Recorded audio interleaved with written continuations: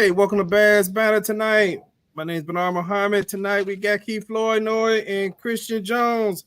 Hey, tonight we going to be doing a segment that Christian does every so often called the 2-minute drill, where he talks about quarterback, mostly Justin Fields. But tonight, since we're going to do a long segment on, we're going to talk about different quarterbacks in the league. But we had good news today. Justin Fields is going to be back on Sunday. All right. It's about time. Yeah, I know, right? Yeah. Hey, so what's going on, Plank? What's going on, Christian? I'm good. I'm good too. Yeah, Okay. I'm good too. Yeah. Excited about Sunday's game. Can't wait to see it. Yeah. I'm really excited about it. You know, last year the Bears played the first game. The Bears played the Lions really close. It was 31-30, and I think we had the ball in the fourth quarter. We didn't come through, but it was a lot closer than anybody remembers. That second game we got blown out, but you know everybody anointing Detroit, saying that they're about to take the division or whatever. I think we're gonna show them a little bit something different. At least I'm hoping that we will. Mm-hmm. Yeah, right. Yeah. You know, going through this game, I mean, quarterback matters in the NFL. I mean, quarterbacks. I'm gonna have to go back to Dick Vermeil. Was it Vic Vermeil? Oh, I can't remember his first name. But anyway, Coach Vermeil, he actually said, hey, you don't have to be the reason that we win a game, but you better not be the reason we lose a game. And so even though we might have just went over this last stretch of games, or 4 games where we went 2 out of 4, it wasn't really that we won those games because of quarterback performance, but we actually did lose one game because of quarterback turnovers. But the other 2, you really can't credit with the quarterback won those games, but the quarterback didn't do anything to lose those games, which does matter. That's your first step. You quarterback just cannot lose you the game. You know, whatever way that may be, turnovers, they just can't lose you the game. So you may be able to win games different ways if the quarterback performance is not, you know, you're always not going to have a good game. I agree. Yeah. I agree. Yeah. So, hey, right now, I mean, y'all want to jump into, I know we said we're going to talk about quarterback performance. Do y'all want to jump into Justin Fields first, or y'all want to just talk about a few quarterbacks throughout the league? You got any preference, Planker, Christian? I'm open for whatever. I'm open for whatever y'all want to do. Okay. Game. Okay. You know what? Let's start with a few other quarterbacks first, because I know Justin Fields is who we're going to get the most focus to. Once we get on Justin Fields, we may be able to get to nothing else.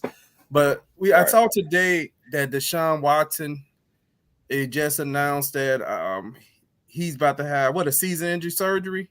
Yeah. Yep. Shoulder. Deshaun Watson, in my opinion, hasn't really lived up to that contract. And really, it was a contract that, if you think about it, I mean, I ain't saying he can't live up to it, but that's when sometimes you asking for too much. You should get what you worth, but to get that much guaranteed money and nobody else gonna get that, that's pretty much Cleveland saying you the best guy in the game and you absolutely gonna make a total difference. But if you go back and look at Deshaun Watson last season that he played in Houston, not the season that he sat out. In my opinion, when you look at it, I remember the Bears played them that season as well, and the Bears beat them right near the end of the season. That season, without DeAndre Hopkins, Deshaun Watson had a lot of empty stat games where he had stats in garbage times. That's what I mean, empty stats. Because even in the Bears game, I want to say the Bears did a good job on him. That was one Nagy's next to last year. But most of Deshaun Watson stats in that game was when the game was over. Yeah, I agree. Now, you make a good point. You know, a lot of times there's always ways to pad your stats, whether you're an offensive or defensive player. A lot of times defensive players, they fall close to where the tackle's made so they can get in on the tackle. A lot of times offenses generally is quarterbacks that's padding the stats, because at the fourth quarter they go into a prevent defense, or they just let the clock keep running. Those are free yards that they can get. So at the end of the game, you say, wait, this quarterback completed 65% of his passes, and he threw for 245. Yep. But if you're actually watching the game, you see he might have only completed, 5 passes in the first half until the game was out of reach. So there's a lot of different ways to watch the game. So it is. And that's why you can't get on ESPN and just go to the box score and look at what the completion rate is, because like it's gonna tell a different story. You're gonna see 300 yards, but it wasn't really like that. Like that came like Bernard said, came at the end of the game when the game was a blowout. So yeah, at that point they just trying to keep you from scoring. So I agree with that, definitely. Yeah, because one of the things when you look at the NFL and you look at where he was at, that particular season was his 3rd season. If you look at quarterbacks in the NFL, you're still doing so much development, really your first 5 years, probably like maybe by year 4 or 5, when that contract comes, you kind of know what that guy is. He may still ascend, or he could plateau. And that kind of lead me up to a guy to me that I think has plateaued. Josh Allen. Y'all got any thoughts on Josh Allen? Yeah, I'm glad you said that. go for that, bro. If Josh Allen was black, I hate to go there, but I'm gonna go there. If he was Justin Fields, what would we be saying? And the fact that he really not, he hasn't been doing nothing that Justin hasn't been doing. You know what I'm saying? Justin and him been doing the same thing for at least this season, and Josh Allen gets away with it. They fired the offensive coordinator, which I don't really believe he should have got fired, to be honest with you. But they fired him when honestly it's Josh Allen. So yeah, Josh Allen is definitely overrated. I'm telling you, if he was white and he was here, nobody would say anything. Unless he was terribly, terribly bad. Like he had to been like a Shane Matthews. Remember him? He had to been like somebody of that ilk for them to be like, yeah, he sucked. Sorry about that. Other than that, like, yeah, he's definitely overrated. No, trust me, I remember that whole carriage of quarterbacks that we've had over the years.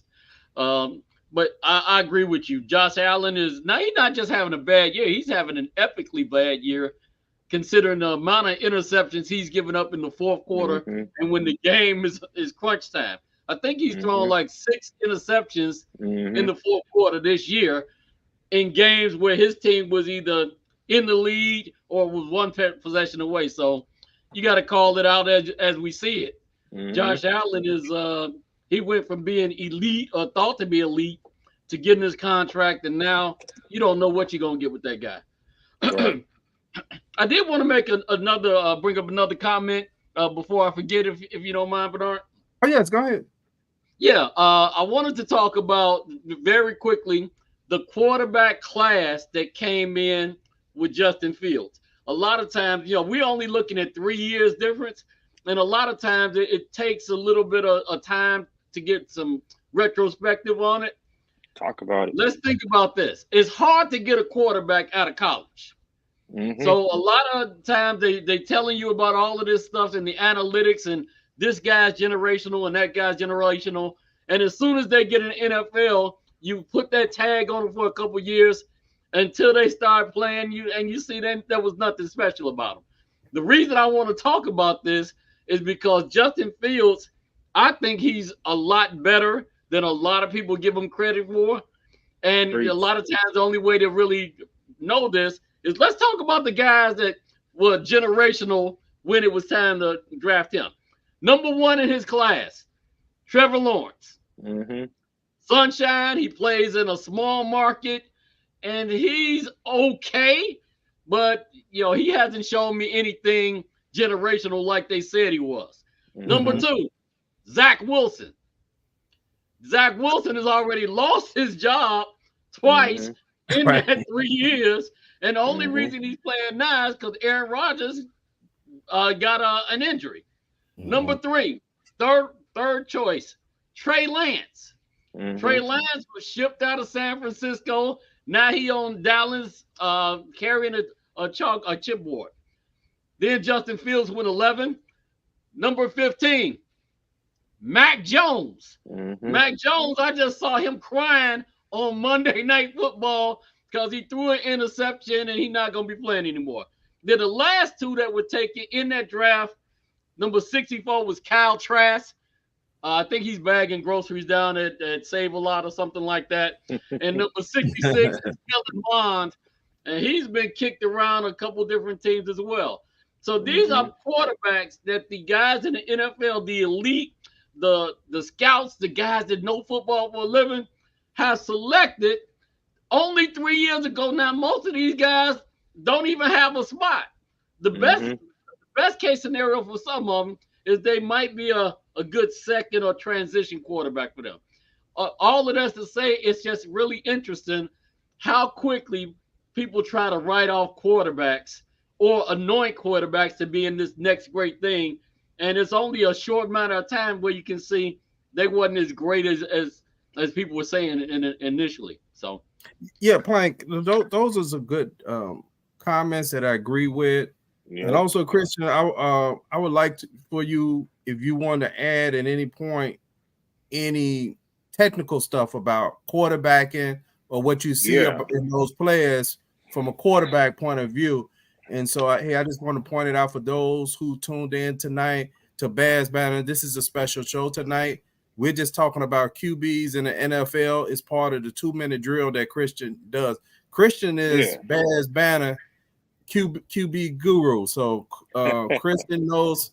Hey, Christian knows it. So he's our QB guru. You know, we don't need JT O'Sullivan. We don't need a couple of other guys. You know, but we got Christian Jones. We got our own guru. So anyway, yes, sir. Hey, I agree on your comments about Josh Allen. I've been saying for a few years he's overrated, even though I saw him improve. To me, is going back to what I said last year. As much as I saw he improve, he turned the ball over too much. And if you look at even when he got better, he still turned the ball over with double-digit interceptions. That has not tailed off. That has stayed. He's increased in just mostly touchdowns. But if you look at Josh Allen, he's almost 2 for 1. For every 2 touchdowns, he has 1 interception. And you got to count the fumbles. He got fumbles on too, because a lot of times you got to go research the fumbles, but the fumbles don't initially show up in that stat. So I've been saying you're not going to win a championship with Josh Allen as long as he doesn't take care of the ball, because he's going to get into those moments in the playoff and he's going to Kirk Cousin it. You know he what? Wants to throw the ball. Yep. You're not gonna win with Josh Allen playing that type of style. So there's different types of quarterbacks. So you got those that you can throw the ball 50 times a game. That's Tom Brady, Peyton Manning, Pat Mahomes, Dan Marino. Them guys, you gonna trust that they don't need a run game. You know what I'm saying? They don't need a run game. Then you got those guys that's like Ben Roethlisberger early in his career, Eli Manning. They need a run game. They're not that good. You're probably going to see them probably about 15 to 20 just straight drop back passing. And then the rest is a boot, play action. They're going to run the ball. So Josh Allen, you see out there in Philadelphia, what's his name? Hurts, Justin Fields. A lot of them guys are in that ilk. But then you get these coordinators who trying to either one be the smartest guy in the room, show their genius on the chalkboard, or they're just trying to just fit their system into this guy. And I personally feel like they're trying to push Josh Allen into throwing the ball 50, 40 times a game, and he ain't that. He's a play action, RPO. He can throw the deep ball. He's got touch on it. That's what he needs to be doing. But when you start giving him up into that 40, 50 range, you're going to start seeing 6 turnovers. Yeah. Because you're not in Buffalo. Since he's been there, they never had a good run game outside of a running back. He's been their run game. So we kept seeing him, and everybody started talking about, Josh Allen, because he was running the ball and he was on the RPO stuff. Now NFL caught up with him, and Buffalo never took another direction. And their direction should have been, okay, we're gonna try to run the ball. So that's his problem. I've never thought that he was gonna be Aaron Rodgers or Tom. He don't get that. He never had that to me, even coming out of college.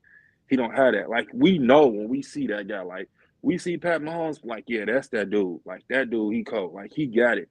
So it's like it's a certain types of quarterbacks out here, and I think that's my whole. That's why y'all be seeing me preach so much on Bears banner. Like, nah, Justin, use him in a different way. To me, he's a Ben Roethlisberger, Cam Newton type. Don't let him throw the ball from the pocket, drop back that many times. For me, if I was offensive coordinator, he would get about 10 throws from just drop back. And I would mix it up each game. I'm going to come into the game, I'm running the ball about 40, 50 times. He going to get some carries. My running back's going to get some carries. I'm going to throw the ball deep down the field. And we're going to play that type of football. But Lugetti in this offense, he's been trying to make him read the whole field.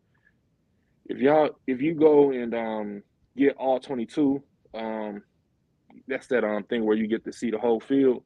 So I have that. So a lot of the times I'll go back and I'll watch the game, like not as a fan, but just as a student. And I'll see sometimes he's giving Justin some hard stuff to do. I've seen Justin have a screen. Oh yeah, hey, let's come back to Justin. Okay. Let's come back to because I want to make sure we have enough time with Justin. But hey, that was some good information. Thanks one of the Facebook user, they actually put down that Josh Allen has 96 turnovers in 4 years. That's a whole lot because you figure that's 4 years if you're playing 17. Well, they had 16 2 years. That's 32 games plus. Well, it actually had 3 seasons of 16 games. So that's barely 60 some games. So that means you averaging a turnover and a half per game. But if he gets another 4 turnovers, he gets a fruit basket too. So maybe that's what he's going for. I don't know, man. Hey, the fans, people who out there watching on Facebook and YouTube, if you want a quarterback that you want us to talk about, feel free to drop it in the comments and we'll break. So the next person up is Dak Prescott.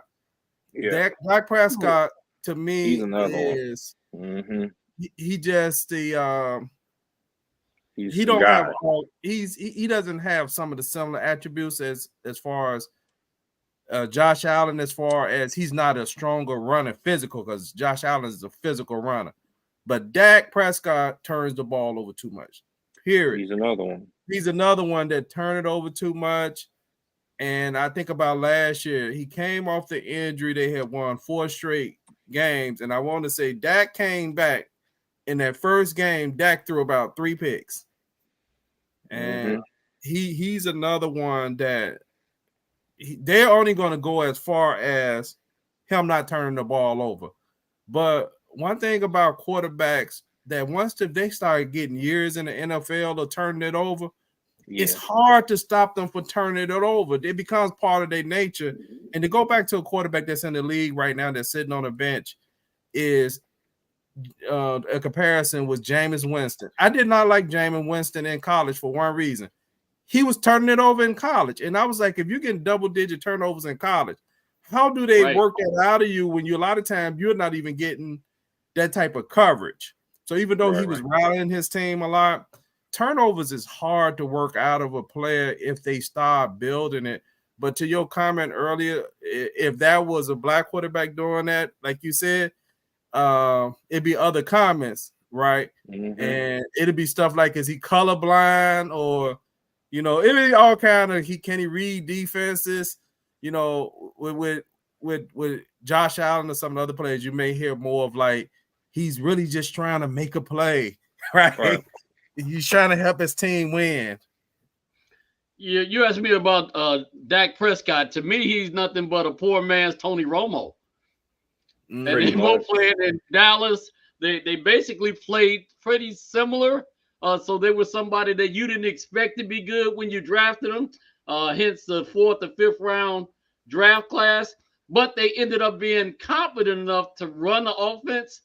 But because they were in Dallas, they immediately wanted to elevate these guys and make them better than they actually were.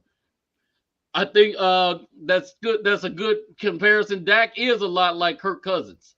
Yeah. Without the, Kirk Cousins might be a bit more better from the pocket and it gets into a better rhythm. But Dak Prescott is good enough to make your team be about 500 every year. But every year they think Dallas is about to make it to them Super Bowls. It's been, 30 years since Dallas won the Super Bowl? Yeah. We keep thinking we bad. Dallas been out for a minute too. You know what? Him getting that big contract is what is the reason why they keep losing like that. Because they keep, when they get down to playoff time, they want to throw the ball 40, 50 times, and he another one. He need a run game. When you start getting up in that 40 range of throwing that football just straight drop back, and that's hard. You got to be that dude to be able to do that, and he is not. No disrespect, but he need that run game. You got to run the ball with him, or else you gonna keep being in that same position every year. He just one of them. Like he just not that dude. So he was a different quarterback early on in his career when he had Zeke Elliott, who was really holding the rock. So you can actually see what he had. That's making your point. You can see what he had the capacity to be as an RPO or a quarterback with a running game. Zach ended up being pretty special, or at least he looked like that. Now, as soon as Zach ate his way out of the league or whatever, they haven't replaced that running game. So he's kind of exposed. When you start getting them light boxes, you start getting them heavy boxes. I'm sorry, I said it wrong in reverse. When you start getting them heavy boxes as a quarterback, all three of us, we can get out there and do some things. Like, seriously. Them light boxes, it don't matter if you in high school or college, even in Pop Warner, them light boxes, them heavy boxes, and shoot, you get to throw the ball, man, what? Anybody can do that. Anybody can throw a slant route. If you get time, you get play action, man, that's easy. But once you start, hey, I can stop the run with 7 in the box, and I'm forcing you to throw, you got to be a different type of quarterback to be able to throw the ball 50 times against that. Right. Hey, and so he not that. Yeah. Hey, so let's move on to a quarterback that I'm amazed at his start in the NFL, C.J. Stroud. Oh, let's talk about it. C.J. Stroud has gotten off to a great start. His release, his ability to read the defense. And I'm going to say this. When I saw C.J. Stroud in that, was it the championship game last year? I can't remember. Was it the championship game where Marvin Harrison got hurt at, Junior? I think so. That was the game before that. Yeah. The game before that. Yeah, the game before that. When I saw that game, what I saw in CJ was a guy who didn't seem to get rattled by the moment. And when Marvin Harrison went down, if I remember this game correctly, he got them back in that game and they missed the field goal. I want to say they missed the field goal, and that's how they ended up losing that game. But if they had missed that field goal, I think it would have sent it in overtime. I can't remember, but he seemed to not get rattled by the moment. If you look at it, that was a Houston Texan team that really didn't have too many more wins than the Bears. I think they ended up being tied with the Bears with 3 wins, and the Bears just held the tiebreaker, something to that degree. But Smith lost the last game. Yeah, I'm gonna tell you something about C.J. Stroud. C.J. Stroud is an embarrassment to the NFL, and this is what I mean by that. Everybody, all of the powers that be, wanted to make sure he looked the part and that he fit the right box and they could check all of the boxes on it. And they made him take this Wonderlic test that's supposed to evaluate how quickly you can process and how smart you are or whatever. I don't know if he didn't take the test seriously or he didn't care or whatever, but he scored pretty poorly on that. And based on that, that immediately made them elevate other quarterbacks ahead of him. That what's happening right now, he's embarrassing the entire league to the point where he's in conversations for the NFL MVP, if that makes any sense to you. As a rookie, that's something that's unheard of. So good for him. I'm glad. Right now, you probably got a couple people like Tom Brady being a little quiet because they talked about how terrible Ohio State quarterbacks are when they get to the NFL. If you really talk about Ohio State quarterbacks, I'm gonna add Joe Burrow to that. Yeah, Justin Fields in that, and C.J. Stroud. They actually looking a little bit better, if you're asking me. But you have Christian on that before we move to the next. C.J. Stroud has been playing amazing. Also, I just want to throw this out there. What the Texans have done as a coaching staff is implementing a lot of what he did in college. Because it's crazy that you brought this up because I was literally just watching a whole week of just studying this dude because I wanted to see what is he doing? Like, what are they doing with him? And they run a lot of sets that he did in college and they integrated into their system. So why can't we do that? You know, this dude out there and it makes sense that, you know, that they having so much success because then that made me think like, dang, when's the last time we seen something like that? And they did that with Joe Burrow. When he came out of LSU, they brought that same offense. So then I started doing some more digging. And I was like, dang, when RG3 came out, they brought that offense. So it's like, if you want to have success in the NFL, like you can't, you know, you got to be willing to budge and listen to your players and see what they like and what they able to do. And that's why he out there killing. Because dude out there, he just reacting. He out there, he looking real good. So as far as Sam Howell, thanks. I see somebody mention Sam Howell. Okay, the first thing with Sam Howell is he decent. He gets sacked entirely too much. I want to say he leads the league in being sacked. Sacks could be a product of the quarterback holding the ball too long, or it could be poor offensive line protection, or it could be the quarterback between the quarterback. If you got an experienced center, then it's not the center fault, but it could be the quarterback not being able to identify where pressure is coming from. But from watching Sam Howell, I only seen a few games, I would say he hold the ball too long. He holds the ball entirely too long. But I will say this. I think he's going to be a pretty decent quarterback in the NFL. I have seen some growth in him. I've seen him make some good throws. He just going through the learning pain. But unfortunately for Sam Howell, I think that staff is going to be fired. And he's going to be starting over again this year. Hopefully, they retain Bieniemy because he is. He got some flaws. He also looking pretty good too because he's a late round pick, right? He went like in day 2 somewhere around there. Yeah. So I mean, for them to be developing him and he looked decent.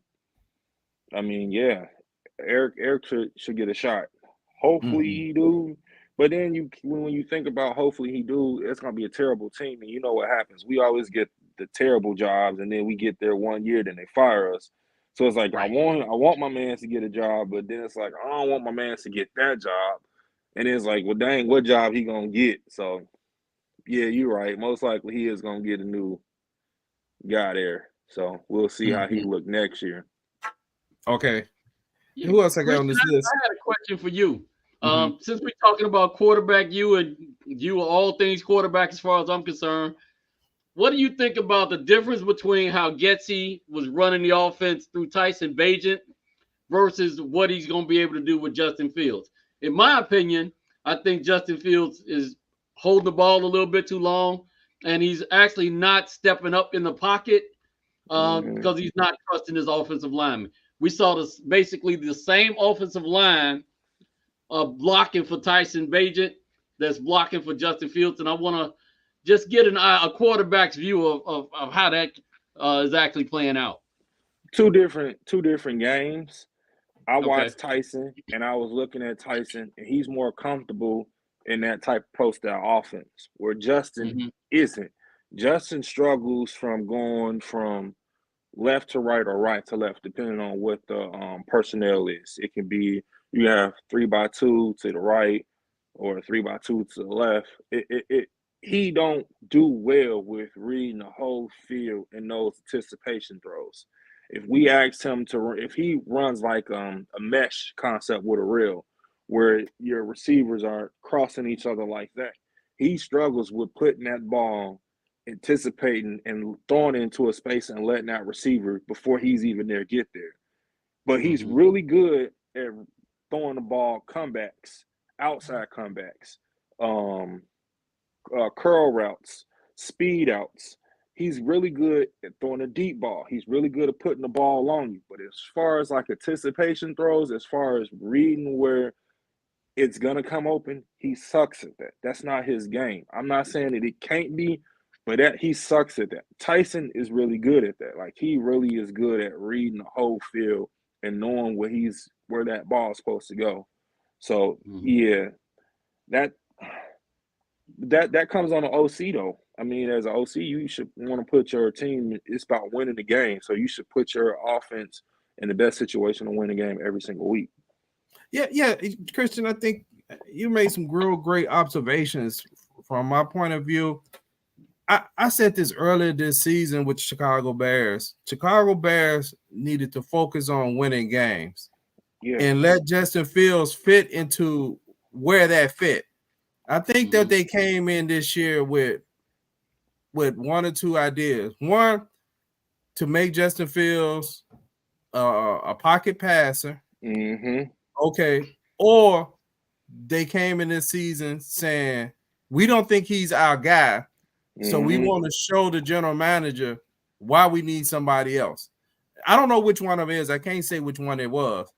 But I kind of think winning took a back seat into, and I understand what the situation you were in, because you really wanted to find out if Justin Fields was your quarterback. But still, to me, it's one rule in sports. You play the game to win.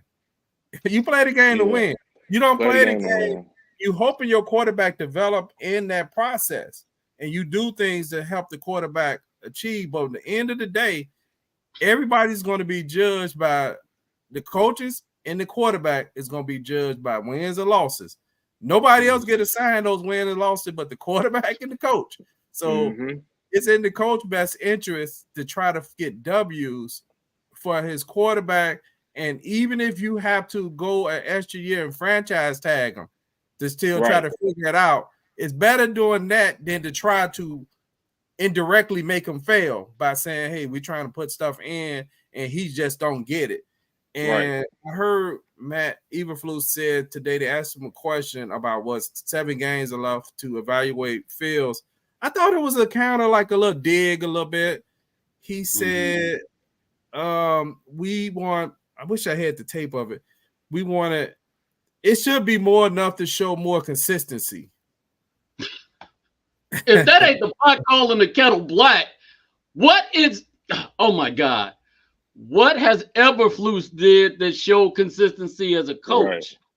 So it's interesting. A year ago, when Eberflus and Ryan Poles got hired, Ryan Poles set a vision for the team. We're gonna have to build through the draft. We got too many old players on here with huge contracts, so we're gonna have to tear the whole thing down to the studs, which is what they did. So that's why we are historically bad. But if you look at what Ryan Poles has done as far as construction and management, we're looking at a #1 draft choice in the league again this year. We're looking at 2 draft choices within the top 10. So he's effectively building through the draft. I don't understand why they are letting everybody talk him into getting players that's in their 3rd year, their 4th year. We are more than one quarterback away from being a good team. That's just the truth. Andre Plank was actually being sarcastic about Stroud performance was embarrassing to the league. He was being sarcastic. He was just saying, based off on how they evaluate QBs, he should not have been having the success. So based off the way they put together their model, he's embarrassing their formula on how they always say this person is a can't miss or once in a lifetime generation. For what I understand, a generation is what is that 10 years or whatever it is? Yeah. Okay, it used to be 25 or 40, but now right. every 3 so weeks. we have this once in a life generation quarterback. To me, every 2 or 3 years they say the same thing, right? And but anyway, luck. yeah. So he was just being sarcastic about that. And I think I saw a comment when you, I know you might have came in late. But we was talking. You mentioned Josh Allen having the 35 touchdowns. What would we say if it was a Bears fan? But if he was on the Bears, I think that's what you're asking. What we're saying is not that he's not a good quarterback. We're saying that he turns the ball over too much. Way too much. For his team to advance to a Super Bowl. See, they were looking at Super Bowl last year because they was one game away. They got knocked off last year. If I remember the playoff, he had a bunch of turnovers in the playoff game. Yeah, he's not gonna carry you to no Super Bowl. I'm sorry, he's just not. Sorry, y'all. Drop my phone. Sorry about that. Yeah, he's not gonna carry y'all to no Super Bowl. He just not. He can be a good part of a puzzle. He can be a very, very good part, but he is not going to carry you. There's only 2 guys in this league that play the quarterback position that's gonna carry you. That's Pat Mahomes. That is Smoking Joe. I'm the only 2. Outside of that, ain't nobody else gonna do it. Ain't nobody. I love Hurts, but he's on a very, very well built team. That team is built nice. Okay, you brought him on another team. I'm sorry to say that, but he's not putting up them same numbers. Will he be good? Yes, but he's not gonna put up them same numbers. Just like Andre, dude in Miami, what's his name? What's the guy? Tua. He's on a very nice built team. You take them wide receivers away, we looking at a whole different story. Yeah, I think with Tua, we're seeing some issues, the same issues that Tyson Bagent are having. They don't have elite arm strength. So a lot of times what's happening is they can't get the ball into those open windows like Josh Allen. He's got elite arm strength. He absolutely does. But there's only a certain amount of quarterbacks out there that actually got arm strength like that. You're talking about Mahomes. He can throw the ball just about 70 miles an hour. That's ridiculous. So a lot of these quarterbacks out here are anticipating the throws, but they don't necessarily have the strength to get it there. The idea is a lot of people think because the quarterback can throw 50 yards, that means you have a strong arm. That's not what arm strength is about. No, not at all. How much velocity is going to be on that 50-yard throw? I can throw it 50 yards. Might be before it gets there. Right. Can you throw it from from the numbers to the other side of the numbers on the straight line and put some heat on it? That's arm strength.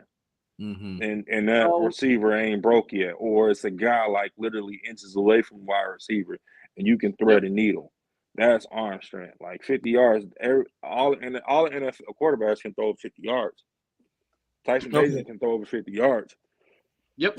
But as you can see, that ball going down, once that defender get there, it's a different story then. Yeah, so there's a comment from one of the people viewing it on Facebook. I'm sorry we can't see your names right now, just showing Facebook user. But it said Justin Field doesn't trust a receiver because of all the picks last year and drops. This is one of the things I would say about a quarterback. A quarterback has to, them and a defensive back has to have a similar mindset. It doesn't matter if a defensive back, if a guy catch the ball 5 times on him in a row, whatever, he's gonna defend that 6th play. And if he get 2 picks in that game and that guy caught 10 passes, guess what? That defensive back, I won. Right? Because those 2 I defended or intercepted, that was make a difference in the game. Now I will say this, maybe that we could be saying is it could be having some effect. I don't know about the drops because you got DJ Moore, you kind of got different receivers, but I do think Justin Fields may hold on to stuff too long. I don't know because I don't know him.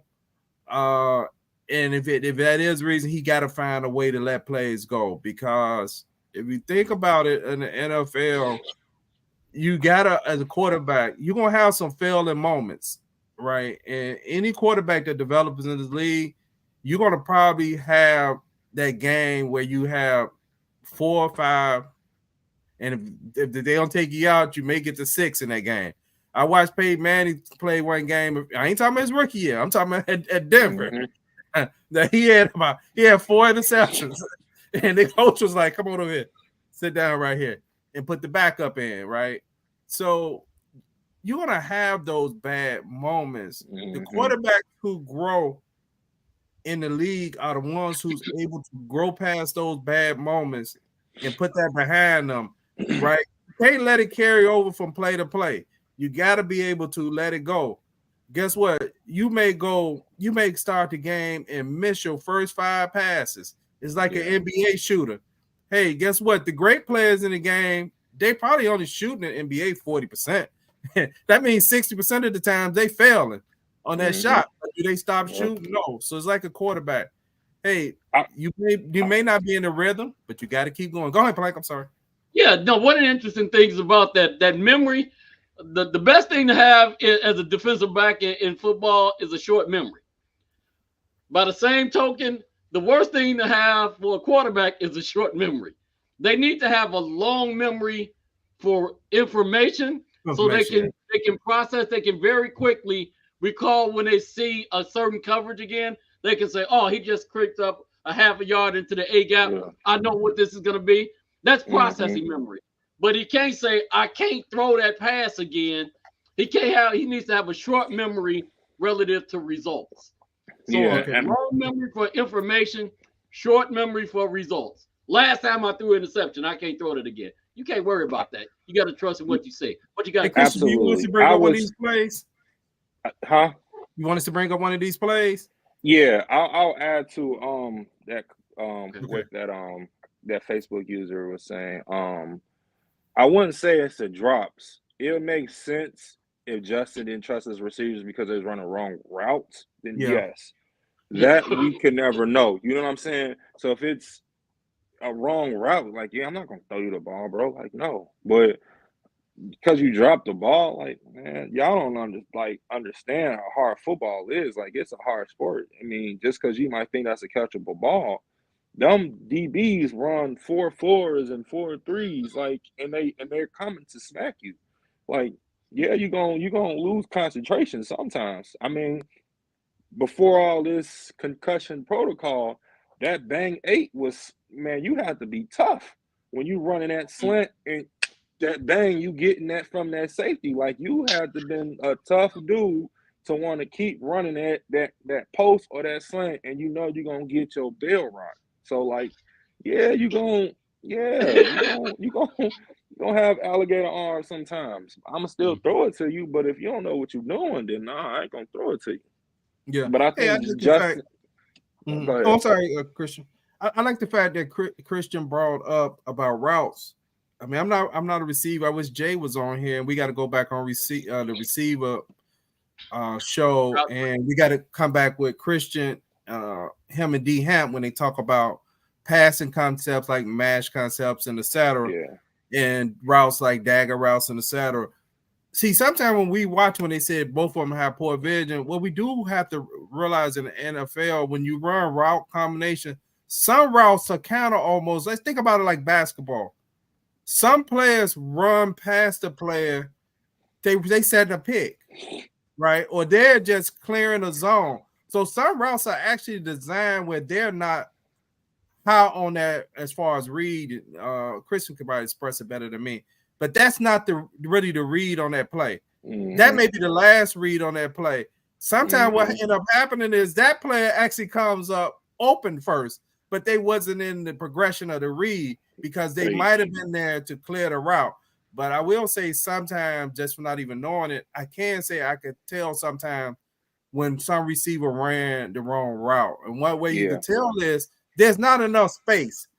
When you see 2 receivers standing right by each other and it's not a screen, somebody ran the wrong route because their routes are so close. And sometimes you'll see it where a guy route is not ran route, and another defender who's guarding the other guy actually picks the ball off or defend the ball because there's not the right spacing, you know.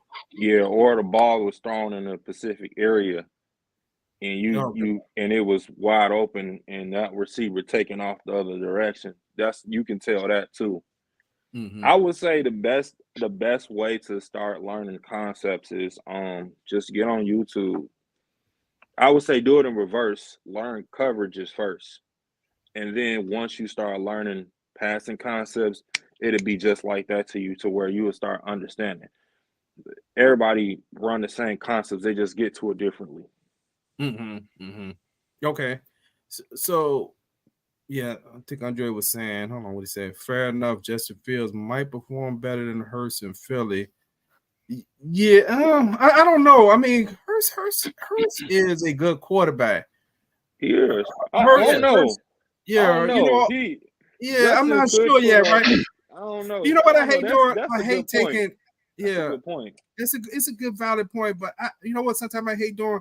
I hate taking players and putting them in other situations because I think sometimes it invalidates the individual's relationship with the person, with the players, right? Because sometimes, like for example, I'm going to use Tom Brady. Then we get to this video. Tom Brady, the people who play for him love him. The receivers love playing for him. And think about it, he got Gronk to come out of retirement just to play for him. So you hear other players saying, man, Tom called, man, you had to go, right? So you can't invalidate sometimes a personal relationship that individual have. And some people just have whatever it is. I always say this, that true. Some people may just be able to they got that. They could get the best out of people. So sometimes if you take one person and put them there, what they may not be able to bring with whatever that it is, they may be able to make a average person look better using basketball. Steve Kerr always did what he was doing, but it wasn't until he got with Michael Jordan that his value looked different. Yeah, his value looked like it was valuable. What you got, great Christian? Point. Nah, great point. I agree with you. Great point. Okay. Hey, which video you want? Yeah, just play whichever one. I'll explain it. It don't matter. Okay. Let's go for it. Oh yeah, okay. We can pause this. All right, right here is just go back. Let's go back. Let's rewind it a little bit. Let's just pause it a little bit and I'm gonna explain it. I was doing my little drawing. All right. So right here we had a Tampa 2 look, and I'll explain it. That middle linebacker, you're gonna see he's gonna go all the way back to the third. Yep. So Tampa 2 turns into cover 3, basically. You have 3 deep defenders. Can you try to like pause it for me? And then we can go from there, like roll it back some a little bit for me. Is this the one you got the picture as well, Christian? I don't. I think so. Yeah, I think I did. I think I sent that to you. Let me try that. Yeah. Okay. Yeah, here we go. Better. All right. So it's a cover 3 look. All right, can you make it bigger, Plank? I'm sorry. Let's see what cover we got. 2, cover 3, same thing. Well, in Tampa 2. Yeah. Perfect. All right. So Justin's a great deep ball thrower, and when people tell me he can't read coverage, that's a lie. So Washington in this, when we played Washington that was a Thursday night game, right? Mm-hmm. On that Thursday night, they're in a Tampa 2 look. So Tampa 2, that middle linebacker has deep middle, and you got the safeties playing from hash to the ends. They're playing from hash to the sideline. Okay, that's a version of cover 3 because you got 3 deep in the back, and then you got your corners. They're gonna be playing the flats. They'll be playing the flats. So this slot receiver, he's gonna take off. He's gonna run a seam route, and you got the 2 outside. You got the 2 slots. They're gonna be running slot fades. That's a variation of smash concept. Old smash concept used to be a corner route with a hitch. The inside, the slot guy is running a corner route, and you got the X or the Z. They'll be running a hitch. But now, new offensive coordinators, offensive coordinators have now like been innovative, and now they do a slot fade, which is easier to throw than a corner route. So you got DJ Moore to your left side. He's running a slot fade, and you can play it now. And you can see how Justin has great touch. He's reading this play, and this is just a beautiful ball. I love this. I love this smash concept. Look at that ball. That safety took off thinking he was going to intercept this seam route. Justin looked him off. Beautiful ball. So looked him off. Amazing. Look. I mean, look at this look off. That safety thought that seam, he was going to hit that seam. Nice look off. So when we say that he can't read, he can. We just asking him to do stuff that he's not comfortable with. You go back and you watch from his first, well, to the time he got, he wasn't there his freshman year, but the time he got there to Ohio State, they did a lot of deep ball stuff with him to where he only had like 3 reads. In the beginning, Lou Getsy was having him do way too much. But when you do stuff like this is what he can do. He can push the ball downfield, and he can read it. He can read one side of the field, and you can just take certain things away from him. Just take certain things away from him. Give him. You can get to this look in different variations. You can get to it from 3x2. You can get from a 3x1. You can get from 4 wide, double twins. We call it 4 wide, however you want to call it. You can get to this different variations. Yeah. Hey, Christian. So on this play, you saying they showing him a Tampa 2 look, right? Yeah, that's Tampa 2. So I wish we had a pointer. So when you see this play, basically you see those 2 deep safeties, and where you see I can't, who's that the inside receiver? Is that Mooney? Yeah, that's right, Mooney to the left. To the left. He's running that slot fade. Yeah, so when you look at this play, what you definitely could see they trying to disguise this look of this cover 3. So basically, what they look like to me defensively, they're trying to bait Justin Fields to throw the ball to Mooney. That's what they're trying to bait him into. Because if you look at that as a quarterback, and Chris, you can correct me if I'm wrong, it looked like Mooney should be able to beat. It looked like a linebacker. He's just gonna run that seam. He's gonna run that seam, and he should be able to beat that linebacker. And what you would think is that corner, that safety over top, is going to help with DJ Moore and the other guy. But Justin Fields baited them into it by looking at not DJ Moore, and Mooney, which caused that safety now to drift towards the middle to get that space that he needed. Well, yeah, and too, if I'm a QB coach, if I'm a offensive coordinator, and I know I'm going against a team that plays a lot of Tampa 2, most times you tell them to read if the middle field is open.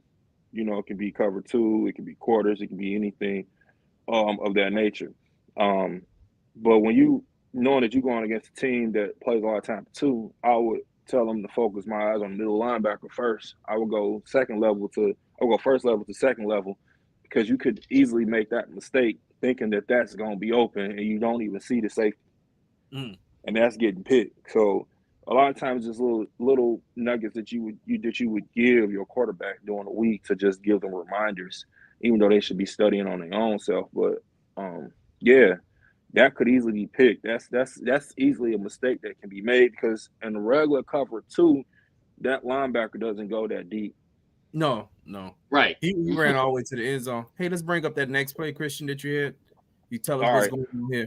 So here, I didn't get an opportunity to show that Mooney is to your right.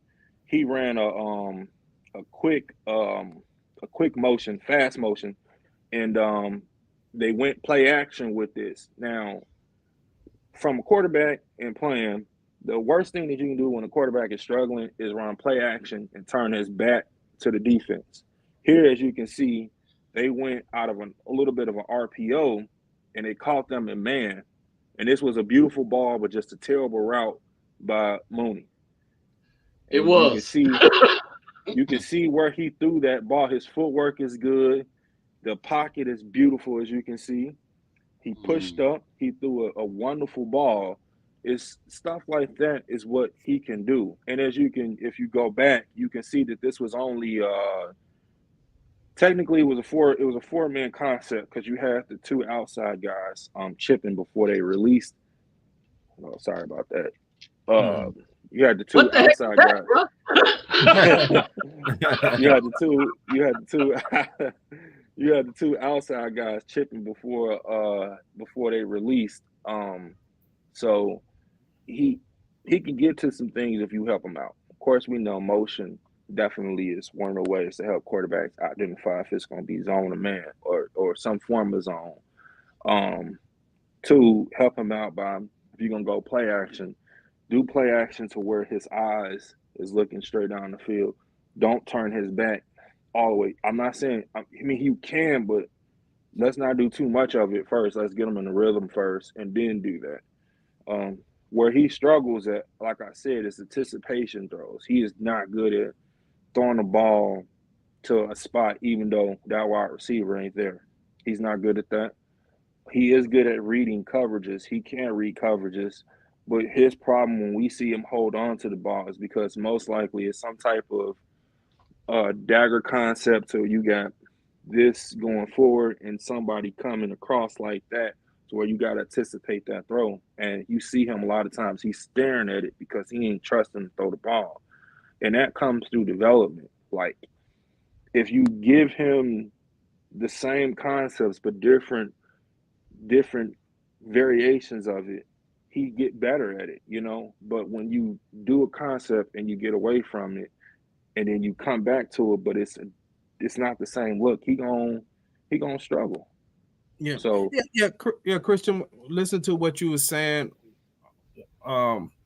See, I know somebody else earlier said, "Hey, was Bajan running something different?" You know, in degree he was, but I will also say this is quarterbacks who have exceptionally strong arms or very gifted physically, sometimes that's where they lack at, because sometimes their arm strength or their physical talent has gotten them that far, right? Where I'll just use Jay Cutler as an example of where I'll say he was a wait and see it kind of quarterback. So when he saw it, he kind of wait with just, I'm about to zip it in there, right? But the problem is in the NFL, those D-backs have such fast recovery speed, some of them, that you're taking a chance the longer you wait to try to zip it in there, right? Because they can recover. In college, you may be facing one good D-back a game, maybe, and so you can hold it and throw it like that. So and he had at Ohio State, he had about a good 6 wide receivers who went in the first round. So come on now. A lot of that stuff was wide open for him in college. He you know, you gotta, it's a curse, it's a blessing and a curse. Because some quarterbacks can make that transition and some can't. And right now he's just struggling. And two, I'm be 100% honest, and I'm not trying to make excuses for Justin, but he hasn't had the best teachers. You go from Nagy, who wanted things his way, to wanting a veteran, and that system that they run is very complicated. To now coming to Luke Getsy, he's the first time at this job. And when you working with Aaron Rodgers, who's great, what really are you doing? Because he don't really need no help. So the only teacher that this staff has that I will say confidently is Eberflus. He's a good teacher. Outside of that, who we have? So you setting him up for failure. So that's why I want us to draft another quarterback, because it's like, get somebody in here who can teach, who can have Justin progress, like the Ravens did with LJ Lamar. You know, they set him up with somebody, a good teacher, and when he advanced, they said, "Okay, we're gonna get you somebody new." Well, you know what? That's kind of the reason why I was really encouraged by how Justin was playing right before he got hurt. I saw him do some things that I hadn't seen him do at Ohio State or before. So he ended up actually throwing the ball away a number of times when he just gave up a play and said, "Come back another play." Generally, he's the guy that's going to hold the ball to the end and always try to get it, that deep throw down the seam.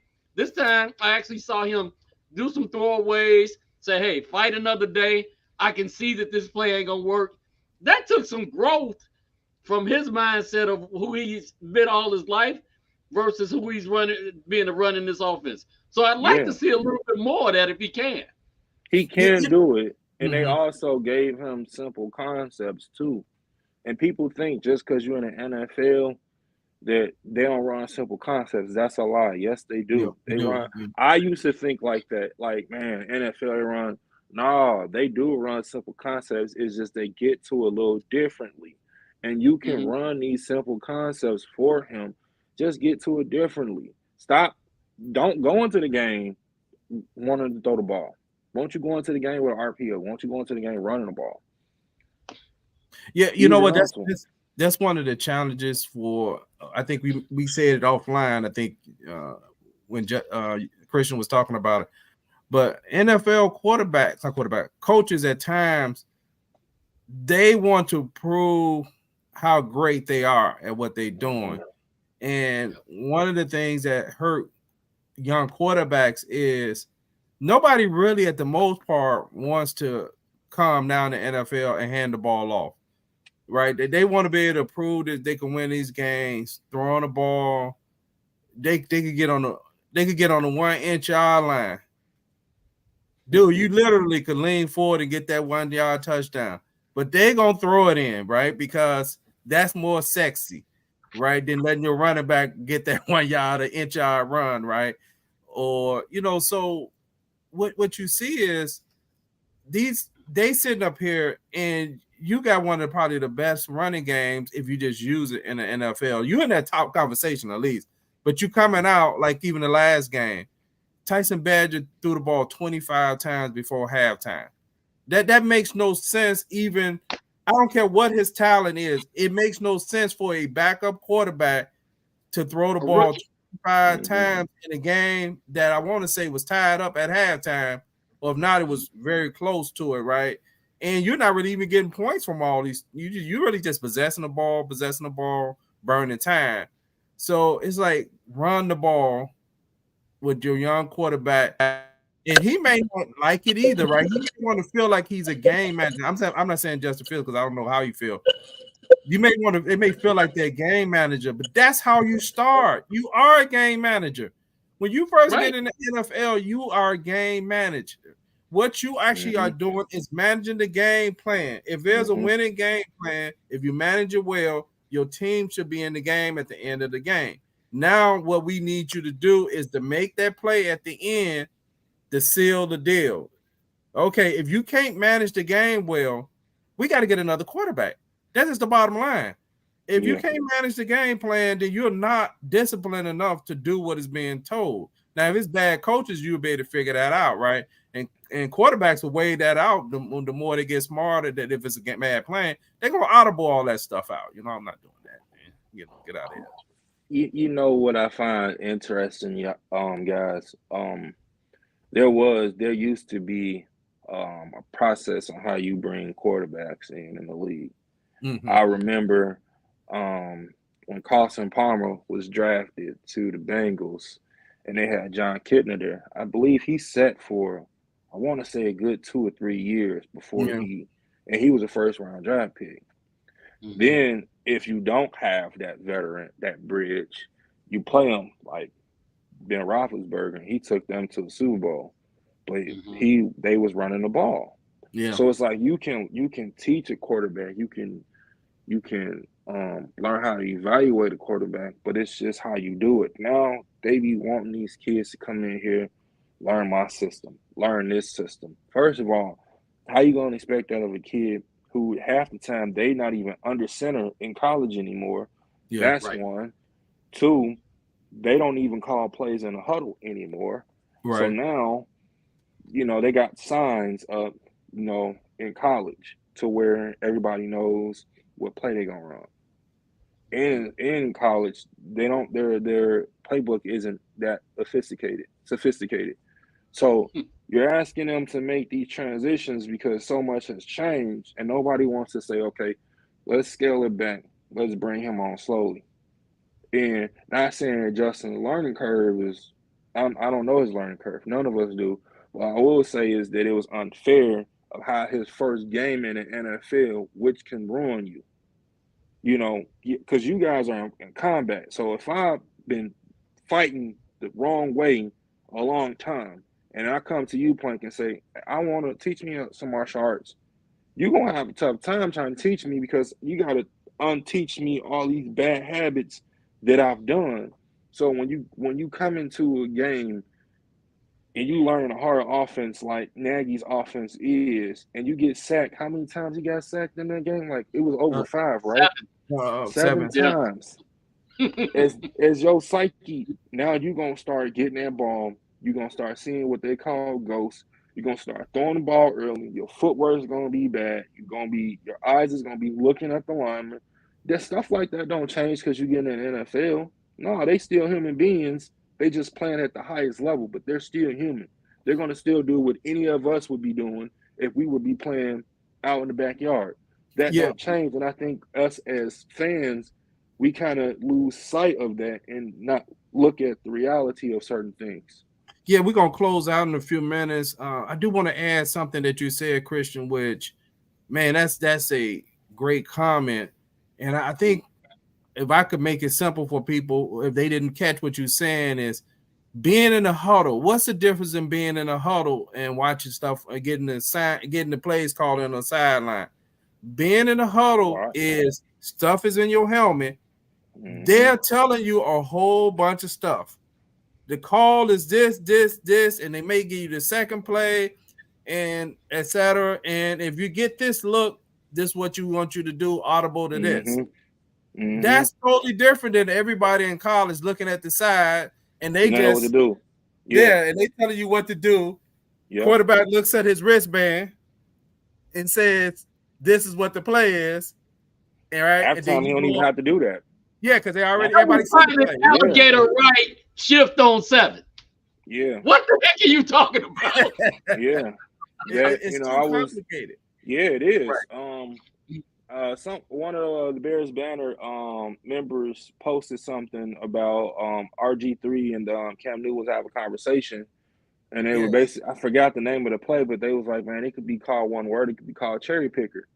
I was like, I mean, y'all gotta think about it. So when the quarterback gets, depending on what type of offense he is, if you're in the West, you got digit offense and you got West Coast offense. So a lot of times, digit offense, Mike March used to run that. They don't call out the mic. A lot of times, the center calls it out. Certain offensive coordinators prefer the quarterback to, which I understand and I agree with, because the quarterback will see more than the center, because the center at some point he only can see his line of vision, so he's not gonna see certain other guys walk up. So yeah, the quarterback will call out the mic. The mic doesn't necessarily have to be the mic.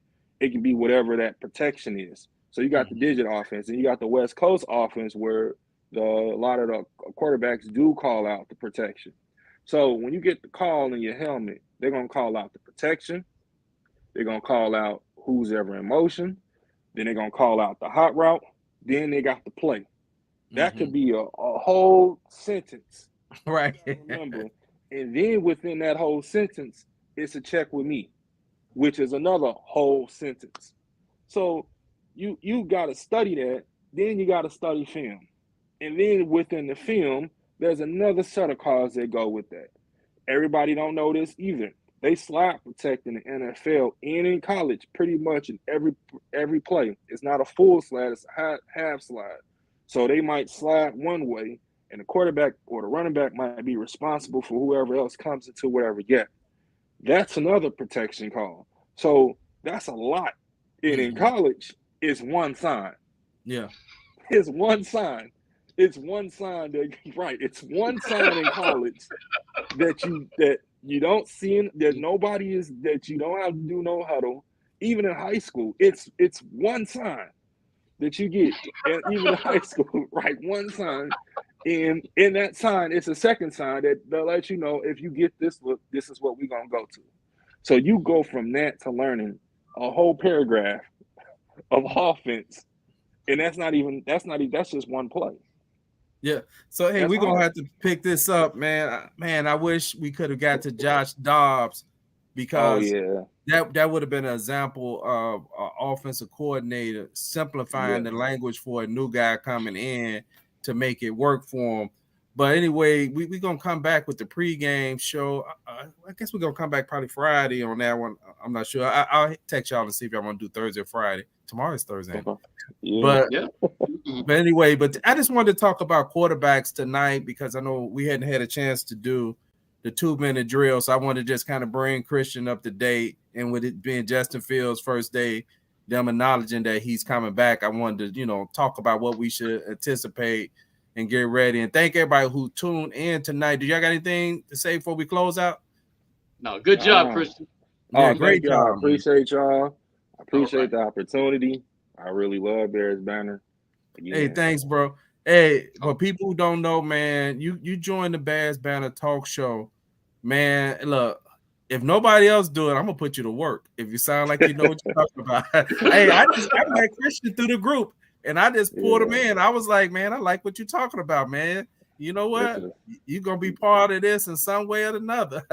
Great. It's a great group. We're going to carve you out because it's all about us not only just being fans, but also helping us understand the game better so we don't it makes it more enjoyable too because you're like, okay, I do understand why this happened or why this player didn't work out, right? It ain't always so simple as the management don't know what they're doing, but management don't know what they're doing. But thank you all for tuning in. Peace. Thank y'all. Peace.